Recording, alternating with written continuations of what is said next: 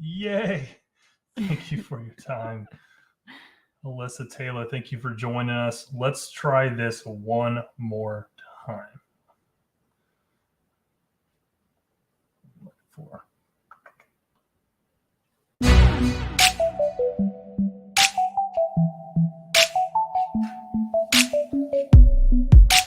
Testing 1 2.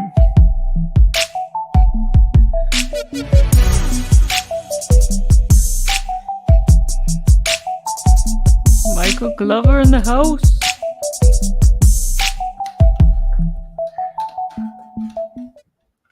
Welcome, ladies and gentlemen, to Rescue Owners Live. Yes, we now have video and visual, audio, all the things. Take two. That's all it was. We just needed to take two.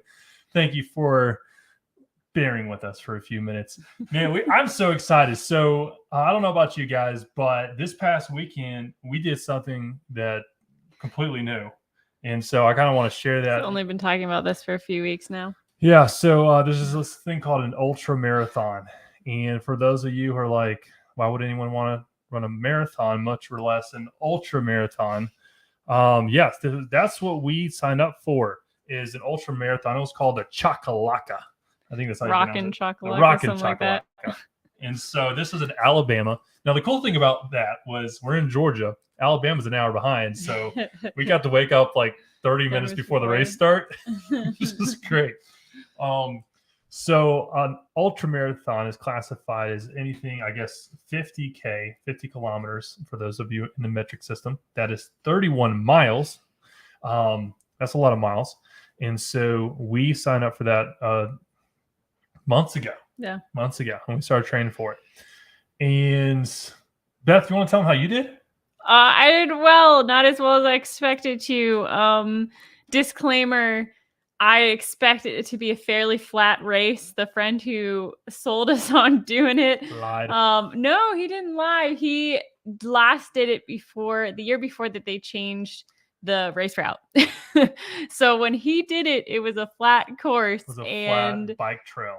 It was not flat at all. It was like 6,000 feet of elevation change, which is a lot for those that don't know what that means. And like when I looked at the shirt, the race shirt on the back, it was like it actually showed the elevation like up and down. Like there was no straight lines at all. It was either up or you're going down, and those are both tough. So I fully anticipated like a 6.5 hour race, and it was like. Well, I'll say for those of you, because I'm just curious, 6.5. So that's 6.5 times 60. That's 390 minutes divided by 31.2, I think is what it was. Sure. So that's a 12.5 minute mile pace. For those calculating that, I had to still slow in my opinion for 31 trail miles. I think that's pretty decent. Trail, it's not as slow as it would be for road. But anyway, needless to say, it was a 9-hour time cap, and I finished with like 5 minutes to spare. 5 minutes. So not quite what was anticipated, but I did finish. So yay. And so my story was a little bit different. I'm just going to preface this by saying I'm super bummed, and y'all are my accountability, and this is why I'm sharing it with you guys. So I got pulled from the race at mile 19 because I wasn't running fast enough. And so I was 33 minutes behind my checkpoint time. So that means that, I was going to finish probably around the 10-hour marker as opposed to the 9-hour cutoff. So they're like, you're done. So, but I do have a little bit of a story there, right? So I got to the halfway point at 5:03. So that's 33 minutes past the 4:30 cutoff time that you should be hitting the halfway point. So it was an out and back situation. And so got there, and the lady hadn't left. They're called a sweeper, I guess that's the term, where they got some fresh legs, and they're like running back and picking up all the flags that are showing us the route, right? So she hadn't left yet. So I was dog tired, right? I got there, I was on empty with my water. I refilled, grabbed some Coke. I haven't drank Coke in I don't know how many years, but Coke during an ultra marathon is a must. So I drank some Coke, grabbed a few M&Ms, filled up my water bottle, and then she had already started heading out before me. So the guy's like, well, if you can get in front of her, you can finish the race. So man, I busted it. And so I get in front of her. She's like, what are you doing? I was like, I'm finishing the race.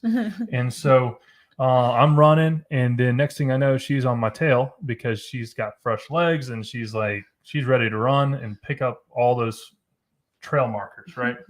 So I do this for about 3 miles.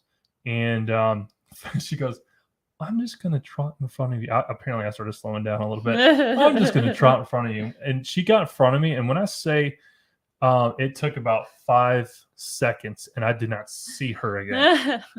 So I made it to the next aid station. It was an unmanned water station, which means that there was some jugs of water where you could fill up. And there was nothing else, just water. And they were dumping it out. I'm like, I'm on empty again. I'm like my throat is like dry. I felt like I was in the desert. I'm like, and I get there and they're like, what are you doing? I was like, I'm running the race. It was a husband and wife. I think it was the daughter of the race director and her husband. Very nice. They had run the trail, I guess, the day previous to set all the markers. They're like, they really shouldn't have let you continue because I was like, I know, but I came here to run 31 miles. I'm going to run 31 miles. I was like, I see that you're dumping out the water at this station. Is the next station going to be open by the time I get there? In about an hour? And he looked at his watch. He's like, they're closing in 15 minutes. I'm like, and they're like, yeah, they really shouldn't have let you continue because they're closing the race. There's no support. And I didn't have enough. Anyway, bottom line is in the 19th mile, I got pulled from the race. I'm going to have to come back and conquer that trail another next year. So all I say is I'm bummed, but I think there's a lesson to be learned here, right? And several lessons, but one that I was thinking about before the show was, when's the last time you did something so hard that you failed? When's the last time you pushed yourself so hard that you weren't able to accomplish it? And you failed it like with full action, not like I didn't try or I put in a little tiny bit of effort and failed. And I prepared for months for this, by the way. You put effort in, you put your all in, you ran ahead of the person who you were supposed to stop for and you kept going, trying to make it up, and you still, didn't meet your mark. When's the last time that you did something that was so hard, whether it's personal, professional, financial, any category that you can think of? When is the last time you've done something so hard that you prepared for, you did your best, and you still fell short of the goal? I'm curious. Like, throw it in the chat if you have a story. I love to hear, your thoughts. But my thoughts are this: if you can't think of a time that has happened, you're wasting your life. And you are not living at your full potential, and you're not stretching yourself, because your body's incredible, first and foremost. So if we're just talking about physical parts of things, right? Like, you should be pushing your body to the fullest. And the reason I think that is the case, because to the extent you take your body seriously, you'll take your business seriously. And we're on call here with a bunch of business owners. And I think it's so vitally important, because guess what? If you're a single business owner, which, by the way, most people are, I think it's like, what is it, 2/3? I can't remember the stats there. 2/3. Roughly 2/3 of business owners are a single owner LLC, right? And so what that means is, if that single owner goes down because they're sick, or they're just not feeling it today, or whatever the case may be, their body can't handle it. They're not getting sleep. They're not eating right. They're not sleeping right. All those things add up to where the body is not able to perform. Therefore, the business cannot perform. And so how important it is, in my mind, that you take your body seriously is like number one in my mind. Because if this doesn't work, nothing else can work, right? I mean, What are your thoughts? Well, and I mean, that's true. Even if it's not just a single owner business, you're showing your family, you're showing your kids, you're showing your employees, you're showing your clients what your standard is. And especially with like a employer-employee situation, or a family situation, that standard should be set at a very high level. But if you're walking around and, are too exhausted or have too much weight or have, not enough sleep to be able to do things at the level that you're asking other people to, they're not going to perform at the level past where you are. Yeah, the standard that you walk past is the standard that you accept, right? I mean, it's the idea of picking up a piece of trash on the floor at the office. Because if you walk past that, that's the new standard that you set, that it's okay to walk past things that, that are trash on the ground, that's unneat, untidy. That's not the way you want to portray your business. But if you, as the CEO, the owner, bend down to pick it up in front of, like whether someone's watching or not, someone probably is watching. And guess what? Next time they cross a piece of trash, they're probably going to pick it up, because that's the example that you set. Same thing with your body. Like if you're not fit, if you are out of shape, guess what? That is the standard that is acceptable in your arena. And specifically, I mean, we got our start as CPR instructors. All right, we teach people on a daily how to save lives, talking about the heart, okay, and how to pump blood to the brain and vital organs through compressions and breaths and the use of a defibrillator. And how do you have a heart attack? How do you have cardiovascular disease, right? Certainly there might be some hereditary factors, but on the whole, these are going to be things that you need to take care of yourself, which is your sleep, your diet, and your exercise. Well, and even more so, like in that specific industry, if you're not in a position to help, it completely goes against everything that you're teaching. If you're in a position where you're at high risk for having a heart attack while helping someone who had a heart attack. And by the way, you can do everything right and still end up in the exact same boat. Yeah. I mean, I know people who, smoke and they drink and they live till 100 and plus, right? I mean, you see it all the time. But like, you also see people who never drink, who never smoke, who eat right, who drink, sleeps and like does things right, and they die early. And it's like, what's going on here? So like, there's always exceptions. There's gonna be other factors. But on the whole, you want to be able to control everything that you can control. Mm-hmm. And that's going to be what the fuel you put in your body, the amount of time you invest in your recovery, which is your sleep. And then there's all kinds of recovery. I mean, that could be massages, that could be, the Theragun or whatever we have, right? And then of course the exercise as well. So those three things are so important. So I bring the story to you about the ultra. It's humbling because I failed, right? And I hate failing. Like, you don't understand. But there's a huge difference between failing and quitting. Agreed. 100%. Because failing is, that's a temporary state. It's a temporary state. Quitting is, I would say, a mindset and, permanent, right? So sort of a bookend to it. Jesus, take the wheel. I'm never doing that again, right?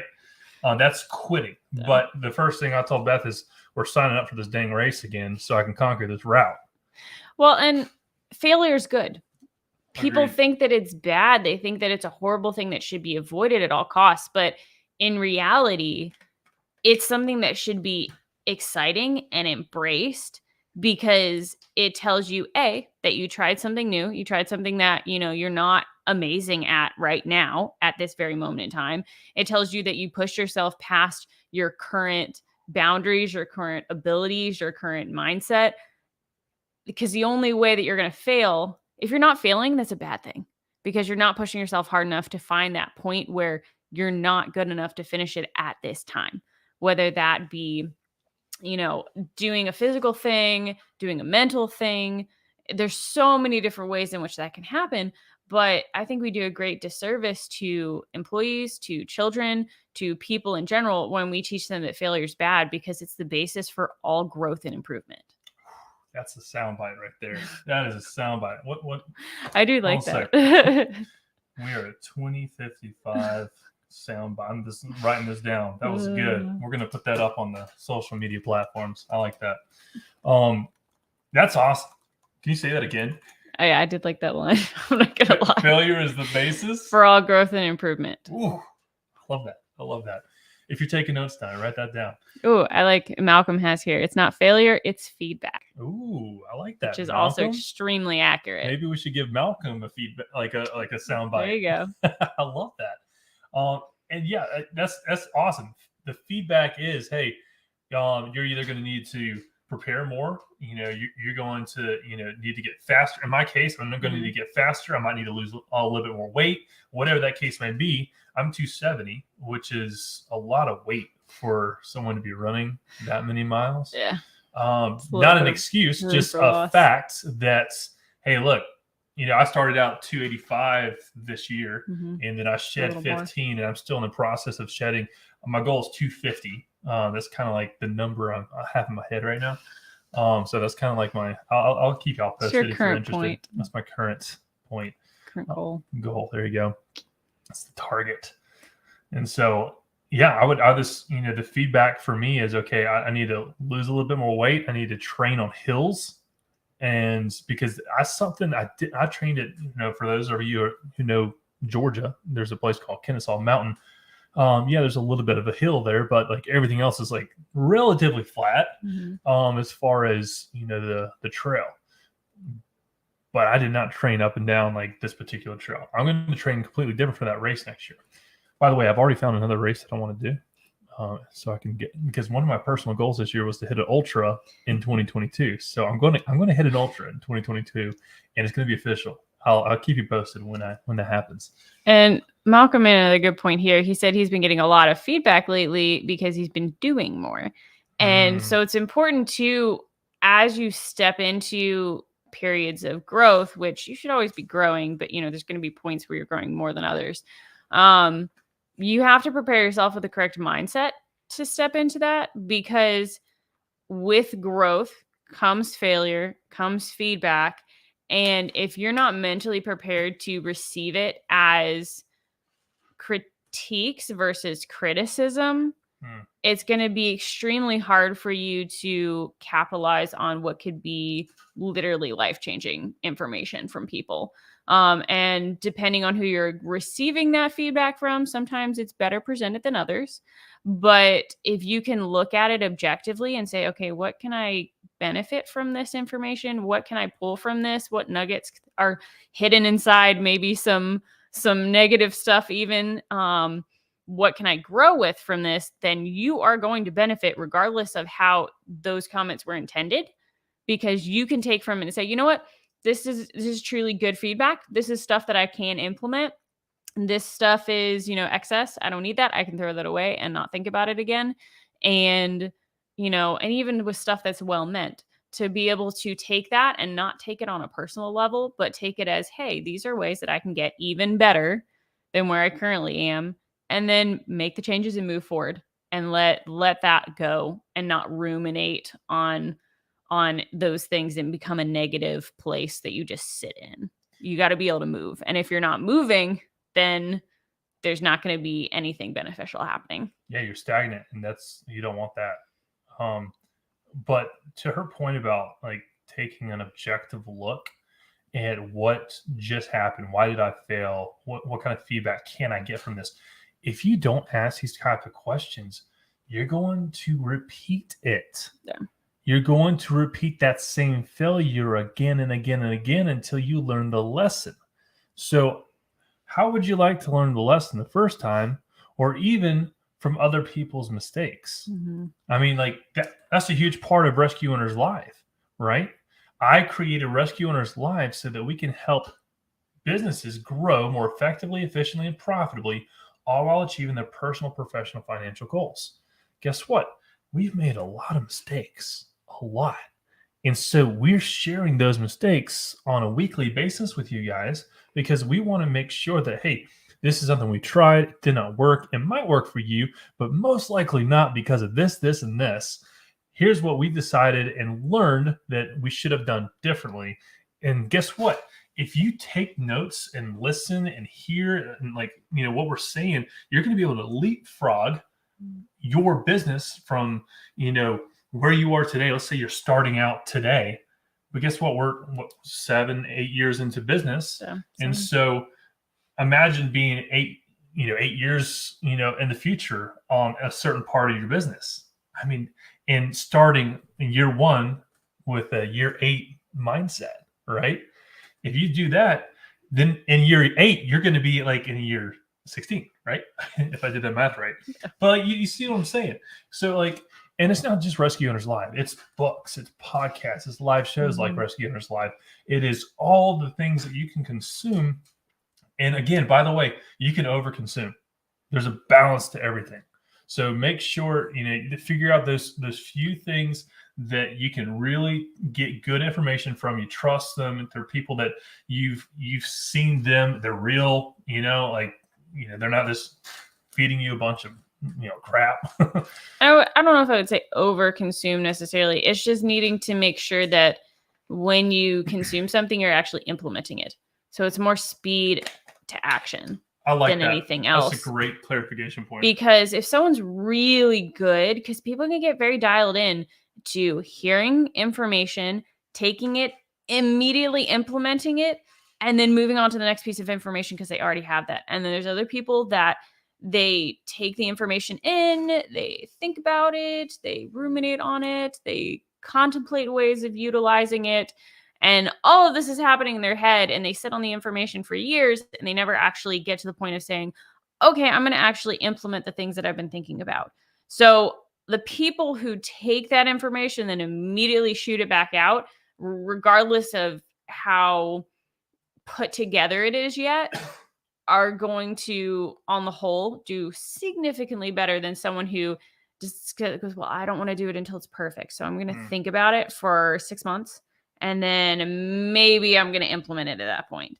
They've lost a lot of time because regardless of how much you think about it, the first time you do it is not going to be the best, regardless of how much pre-effort you put in there. So throwing something out there and doing the best you can with the information you have and working it and molding it in real time while you're actually working on it is going to get you a lot farther and create a lot more not professionalism, going to make you a professional at it rather much faster than you conceptualizing it for 6 months versus the person who just threw it on paper and did it for 6 months. They're going to be a lot farther ahead.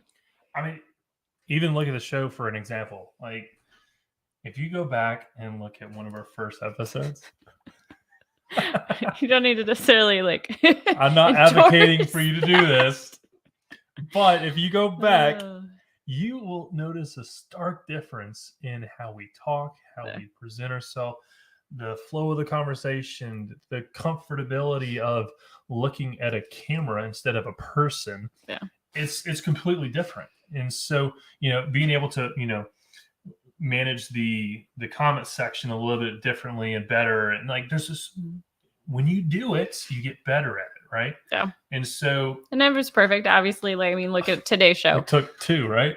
Take 2. We finally got the video up. So there's still plenty of room for improvement. Oh yeah. But it's a lot farther than it would be if we were just still thinking about it. Right. And I think Brandon Dawson talks about this very idea, and he calls it attack speed. And that's the time it takes from an idea to implementation. That is the attack speed. And how fast is that for you? Right. And people tend to forget about the point that whether your business is ginormous like Apple or it's just starting, people tend to go, oh, that's Apple. I can't do that. But look at Apple when they started. They didn't have a perfect product. Sometimes if you listen to the history of Apple, they didn't even have a completed project when they released it. They would do a release and it was like a simulation because the actual product wasn't even finished and they were releasing it and they were debuting it. And even with the products that they do nowadays, they're not finished. They're still sending you product updates every how many months because it wasn't fully perfect. And that's okay because you have a product that works really, really well for what you need. And all the stuff that doesn't work perfectly, they fix it along the way, or with the next model or the next thing that they're going to say, hey, well, you've had that 4 years, so why don't we just sell you one that's a little bit better than what you have anyway? And I think as small business owners, we're like, oh, but it's not perfect yet. Like, I can't send it because it's not perfect. That's okay. Most products that we get are not perfect, but they work well enough for what we want and for the value of what the perceived value of the item is, that it's okay. It's all right. Will your product or service help or hinder your client? And if the answer is help, which I'm pretty sure it is, then go ahead and launch it and I mean, there's several things that we do where we'll actually, say, hey, we're developing a course, and go ahead and pre-order it. Guess what? If 3 people pre-order it, we're probably not going to do the course. We're going to refund it. But if it's a hit and we have all kinds of people, being like this, guess what? We're going to not necessarily put more effort into it, but we're going to, prioritize it such that it gets forefront of our, priorities. There's a larger need and desire for it. And if there's not a need for a product, there doesn't make any sense to create it. Right. And so that's a lot of like product knowledge and testing, your audience, if you have a show or whatever the case may be.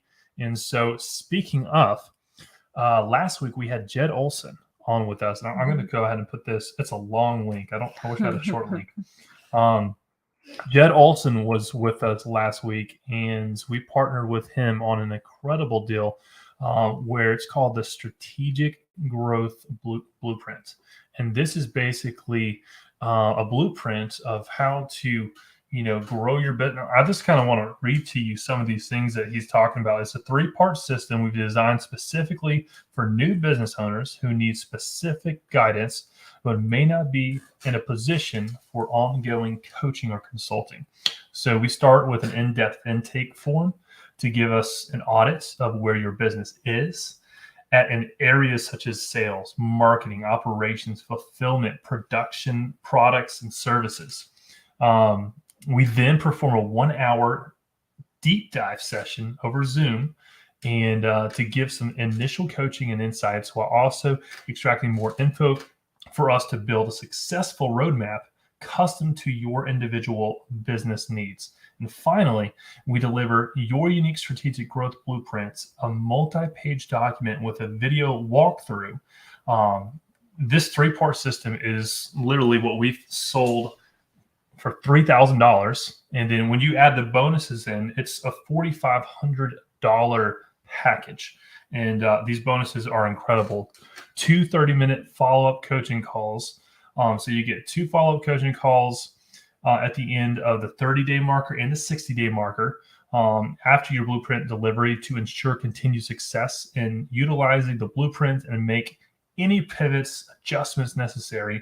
And then, of course, you got templates and resources as well that are all included in this offer. So I just put the link into the chat here. So click on that link and just take a look at that. Like, read through that description. If that sounds like something that, might help you, which I know it would, we partnered with Jed Olson to deliver that particular blueprint because he's created a specific blueprint to get you from point A to point B. And guess what? You're not paying the full $4,500. You're only paying $997. I mean, like, that's an incredible offer. And so we extended it to, this is the last day to get that offer. So I wanted to make sure that for those who weren't here last week to hear Jed Olson live, have the opportunity to take advantage of that. So that is the offer of last week. And if you're interested to hear what Jed Olson said, it is like the video is still live. Yeah, so it's still live. He's an incredible orator.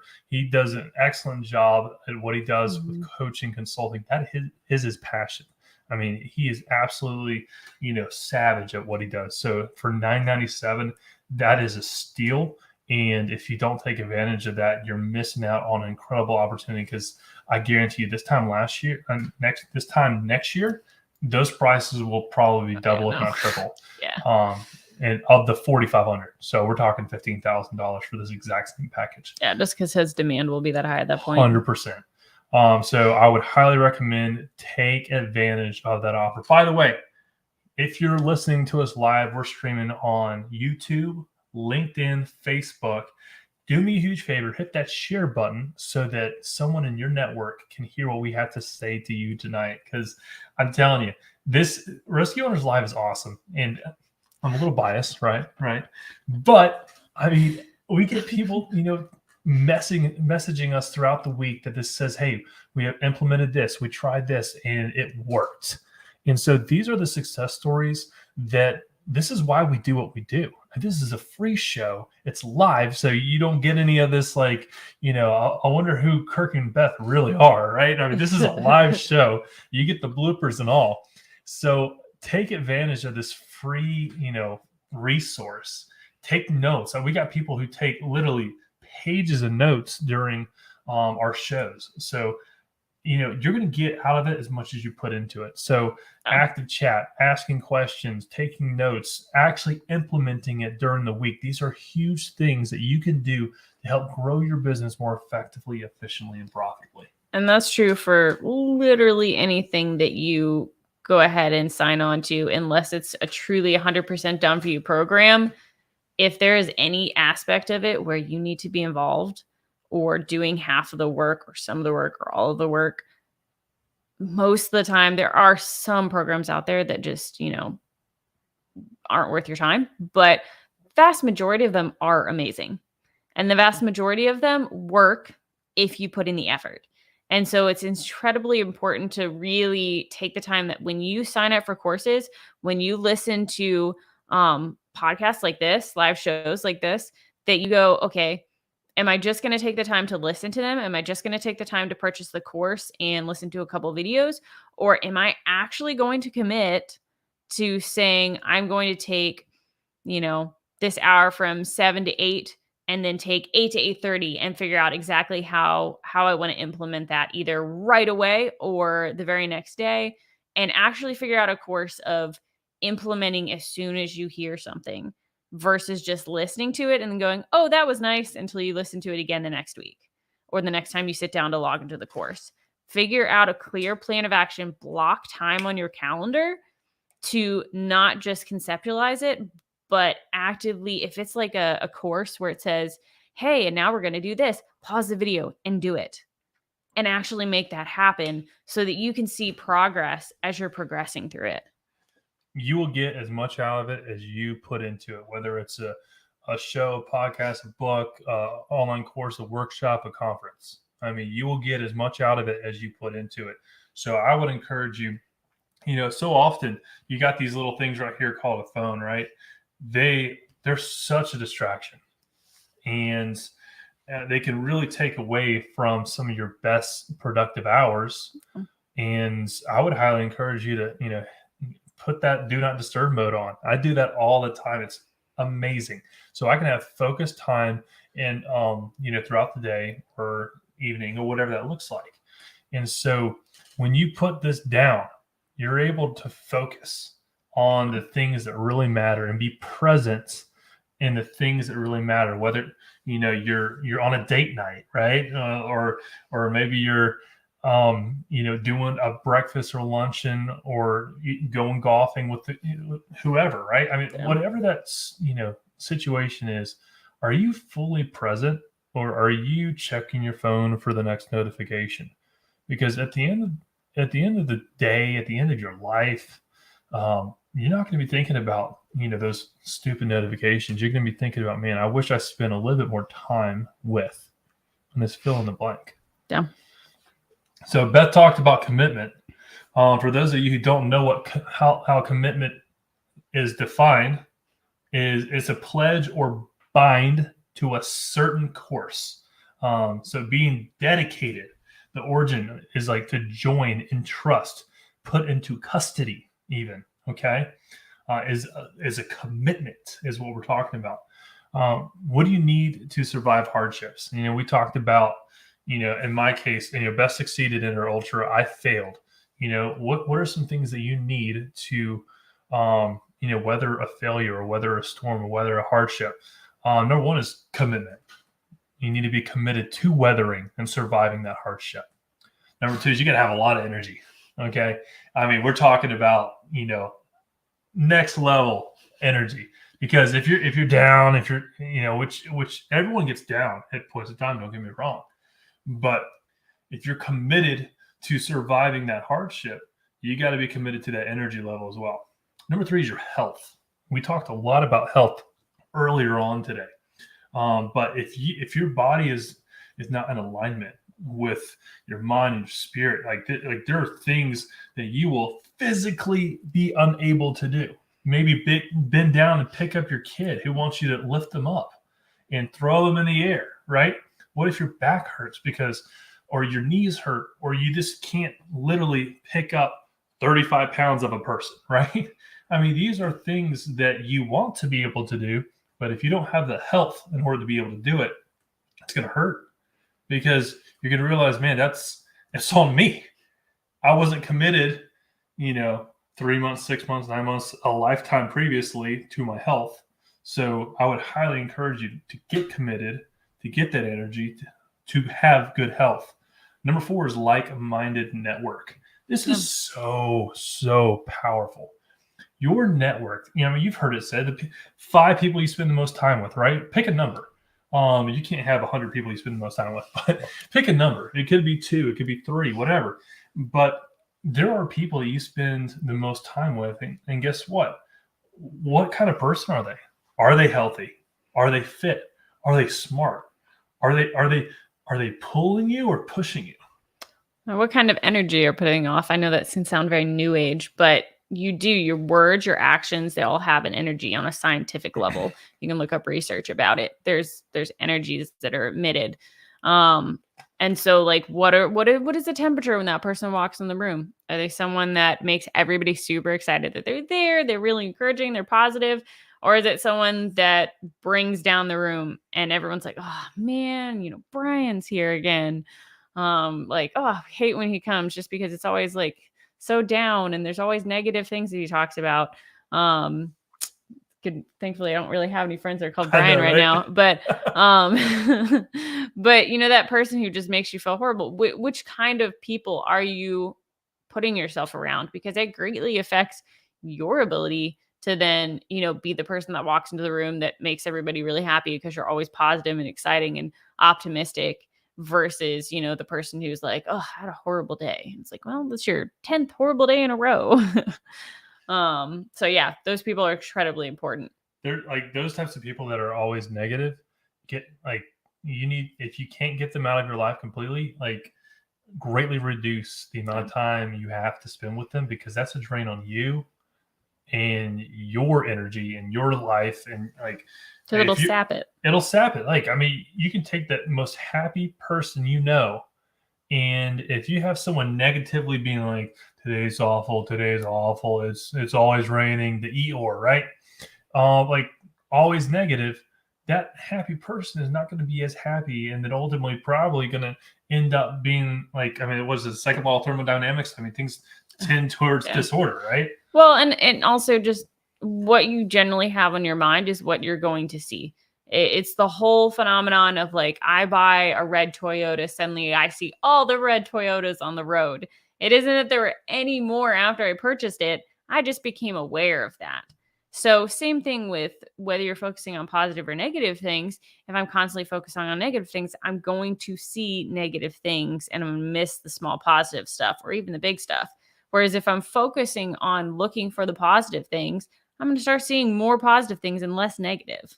We've had several guest speakers come on the show and talk about, daily gratitude, just like literally saying or writing down things that they're grateful for, because what that does is it puts them in a state of being grateful and positive and seeing the positive in any situation. Like, you could have the worst thing going on in your life right now, and I guarantee you there's going to be something you can be like, man, you know what?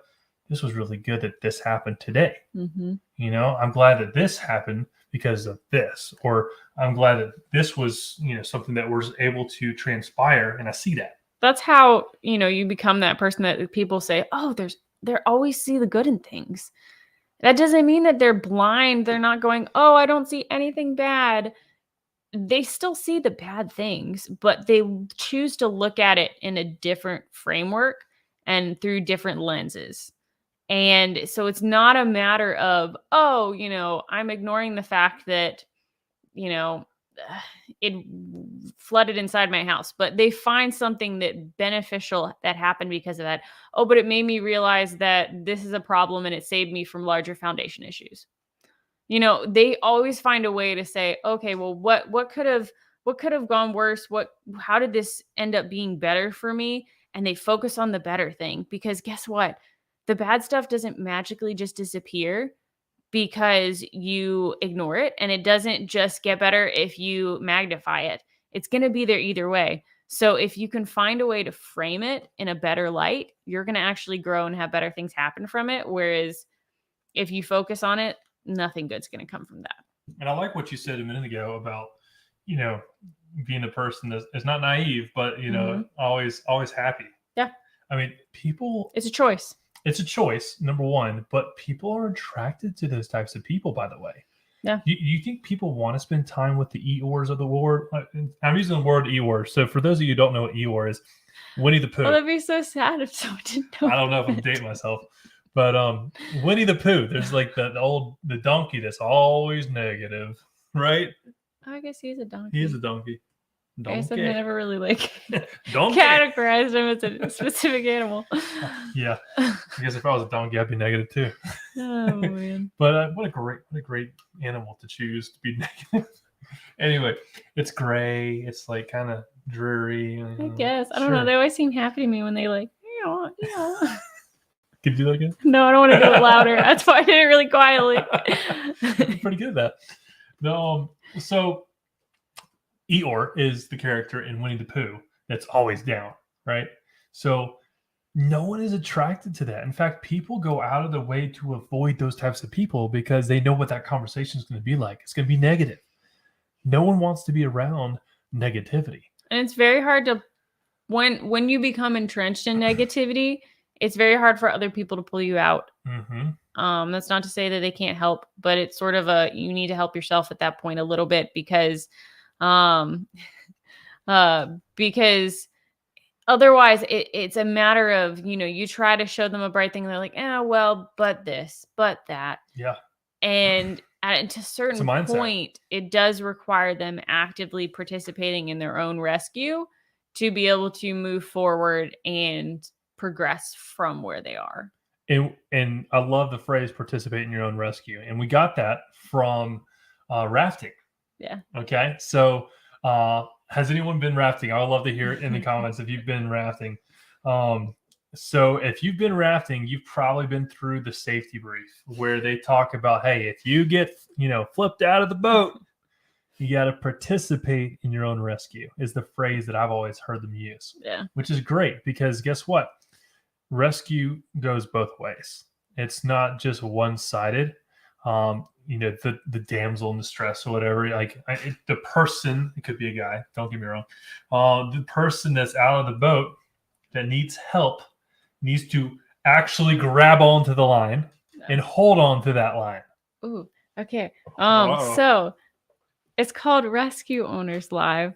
So we're trying to help rescue owners from the mistakes that they might make. Ooh. But like we were talking about earlier, it requires action. So you also have to participate in your own rescue in this whole situation. I like that. Yeah. I like that. That wasn't necessarily why we named it this, but it works well. I'm just going to write that down. 49, 55. Not necessarily soundbite, but like a good little, just a reminder. Maybe a marketing thing that we could, explain to those who have never heard of it. Because it is. I mean, everything that we're teaching is to rescue owners either from a future mistake or current mistakes they might be making already, or things down the road as they grow bigger. So it definitely fits, with the purpose of the show.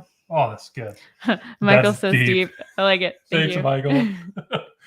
She's the brains. Sometimes. We all have our days. Yeah. You have more good days than bad days. Okay, as far as being smart all the time. Like, man, that's why I married her, by the way. Yeah, so I want to kind of wrap this up.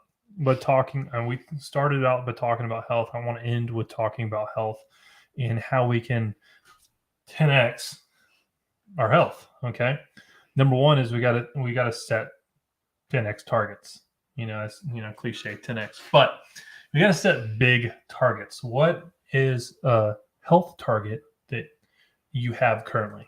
I'm just curious. I mean, feel free to throw that in the chat. If you have a health target, that is, for me, I want to weigh 250. I want to get down to 250, right?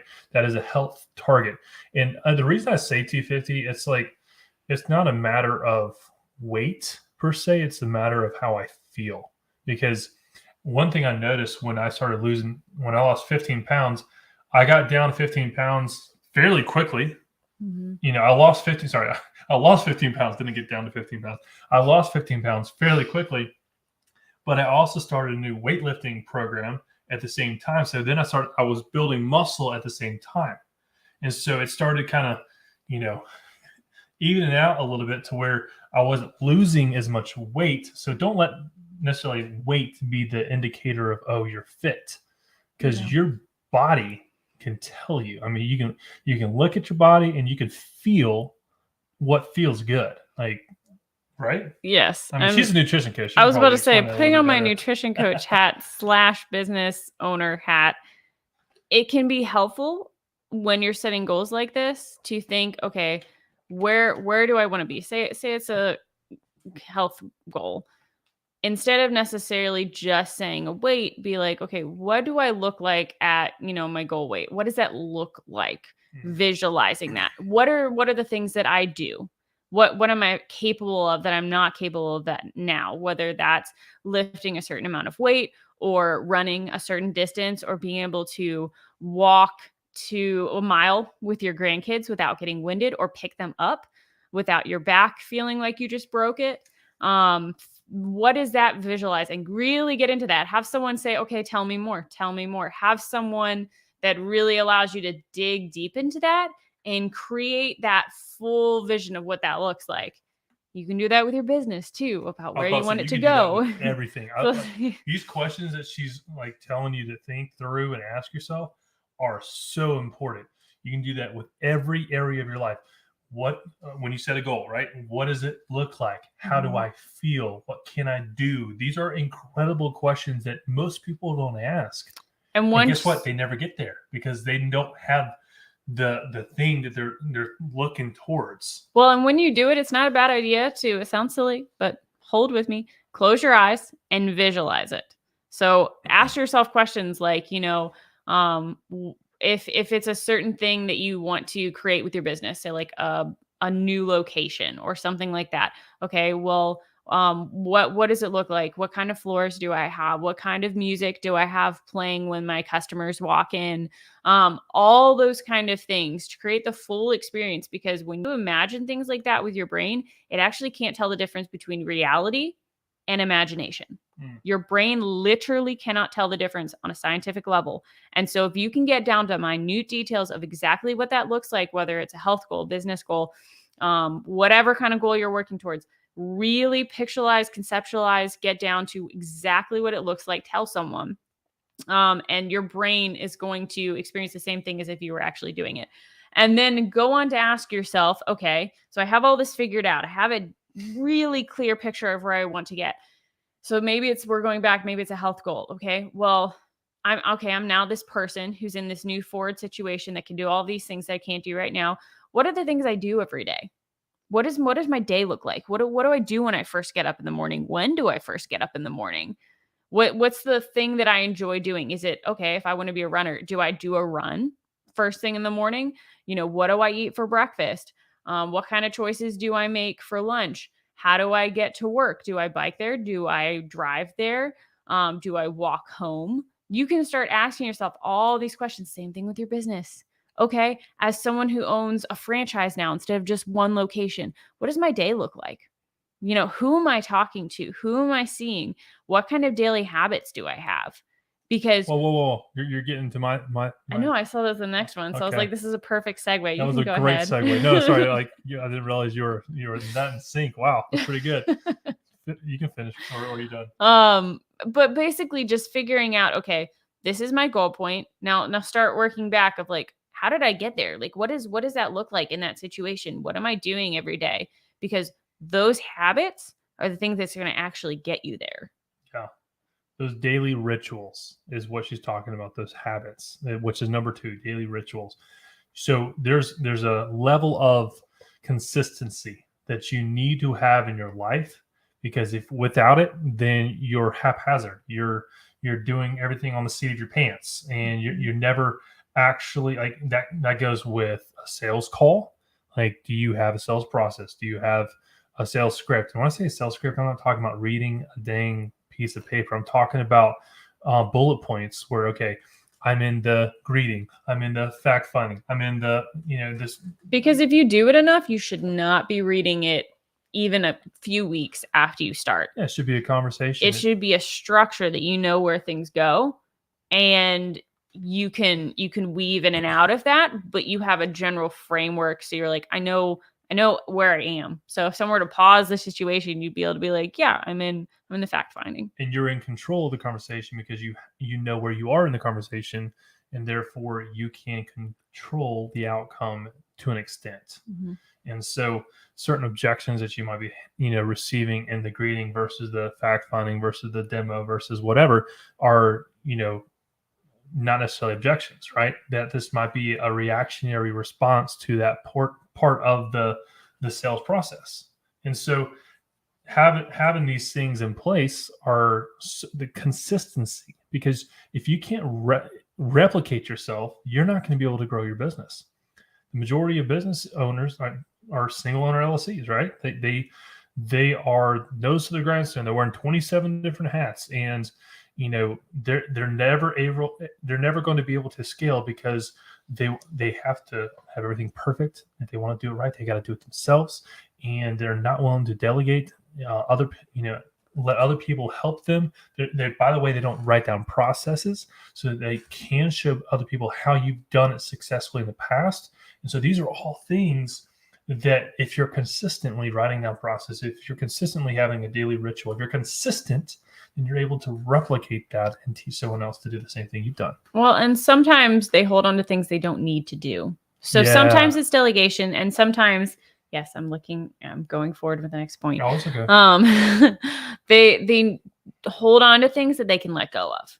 Yeah. Or like you said, maybe it's not 27 different hats, maybe it's 27 different businesses, and it's one person trying to do all of them. Sometimes, and this happens even here, where you can conceptualize past the point where you're able to actualize, in the sense of, I might have an idea for 5 businesses. Normally this is KIRK, not me. And I say, that's great. Those are all amazing. But guess what? Our team is not large enough to sustain those 5 new things just yet. And so you need to take time sometimes to go through and say, okay, what are the things that I have time to implement right now that are top things that I need to do now? What are some things that I'm doing that I no longer need to do? Because sometimes things are integral at one point in time and they become not integral down the road. And so it's important to constantly be going through and saying, okay, what if these things still fit in my current framework of business, framework of health? What do these still make sense? What if these are still moving the needle? And what if these, is it best if I just let go and they were something that were great at one point and I don't need them anymore? So I would ask yourself the question, what do I need to give up? What do I need to give up? And that's a very hard question because we don't like letting go of things. We like adding things. We don't like letting go of things. If you That's why we have so many places with storage units. Right. You're exactly right. So like, think about it this way. You're like, what do I need to add to my schedule? Like, how many times do you hear people say, what do I need to do? What do I need to add? As opposed to, what do I not need to do? And what do I need to get rid of? Mm-hmm. Right. There's only there's a finite time, right? That there's only a certain amount of hours and minutes and seconds in the day that you can be productive. Yeah. And so if you are wasting your time doing XYZ over here, when you could be investing it into something that's like revenue producing activity, then guess what? That XYZ, whatever that is, that needs to be cut. And it doesn't even necessarily have to be bad things. Right, Just right. for clarity's sake, like these can be good things that are not great things.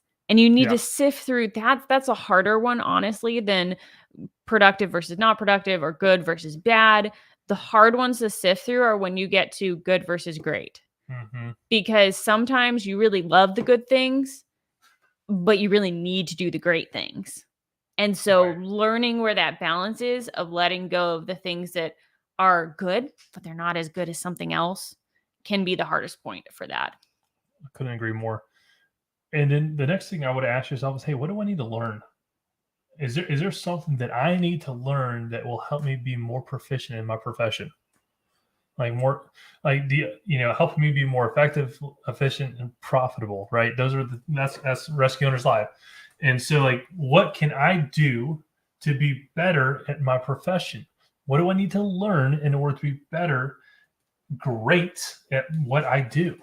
Like, how can I differentiate myself from my competition, from those who are doing exactly what I'm doing? Because there's nothing new under the sun. There's a million other people doing exactly what you do out there. I promise you that. But how do you set yourself apart? What do you need to learn in order to be that next level, whatever industry you're in, right? And then the last and final thing I want to mention is surround yourself with like-minded people. We talked about this several times, and it's so important. I want to end on it. Your network of people that you surround yourself with is going to be so important. Like listening, like being on with us every Tuesday from 7 p.m. Eastern Standard Time. That is a consistent thing that we do every single week. And so being involved in this community right here, that's huge. I mean, that's a huge step into the right direction of being around like-minded people. Yeah, we're not physically, maybe we got to do like a physical meetup sometime. But like I want you to realize that, hey, stuff like this is exactly what I mean by surround yourself with like-minded people. We're the type of people that are thinking big, that are wanting you to think big. And by the way, we're excited when you have wins, right? There are people out there that are actively, the opposite of excited. Whenever you have a win, they're like, oh, had another win. Like actively try to undermine it. Doesn't even have to be that. It can be simply making fun of it. Oh yeah. You can be really, there are people that you don't want to share your wins with, as sad as that is, that to avoid telling certain information, because you tell them that and they're like, well, that's not very much, or well, I'm sure that that's so little compared to such and such. And instead of embracing the fact that you have made a giant leap forward for where you started. And so it's important to know who to share your successes with, and that, surrounding yourself with the like-minded people to be able to do that and know where it's safe to not just share failures, but success is super important as well. Yeah. Because with the type of people that you want to be around, are like, you don't want them dragging you down. You want them lifting you up. And if you're the big dog in your group, you need to find a new group, right? If you're the one that everyone comes to in your group, like, and guess what? It's good. What is it called in the scriptures? Like the Barnabas, the Paul, the Timothy. You need to be if you're still in a room being mentored by people you should be your mentees, that's when you need to move up and make that a place where you're pouring into, and you're not necessarily going to get stuff back per se for growth, and you might. But you should have somewhere where you're the small fish in the big pond to actually learn, and then go back to the places that you've outgrown and give back there. 100%. Hey, as we wrap up, I'm going to put in the chat one more time Jed Alson's amazing offer as we end the night. That is the Strategic Growth Blueprint. So if you're looking to grow your business more effectively, efficiently, and profitably, this is the guy that's going to, absolutely help you get from point A to point B in the shortest amount of time. Take advantage of this offer. It's a $4,500 offer that is only $997 today. So take advantage of that offer and let me know, because I want to be able to celebrate with you and be a part of this journey with you as you go through it with Jed and myself, because this is going to be a game changer. We ought to write a book about game changers. I feel like there's a book called Game Changers. Is it by KIRK? No. Okay, we're gonna write a book about game changers. I like that. If you like that idea, let me know. I think that's a cool idea. All that to say, ladies and gentlemen, thank you so much for joining us tonight on season 2, episode 19 of Rescue Owners Live. And I'm looking forward to seeing all of you next Tuesday. And until then, be great.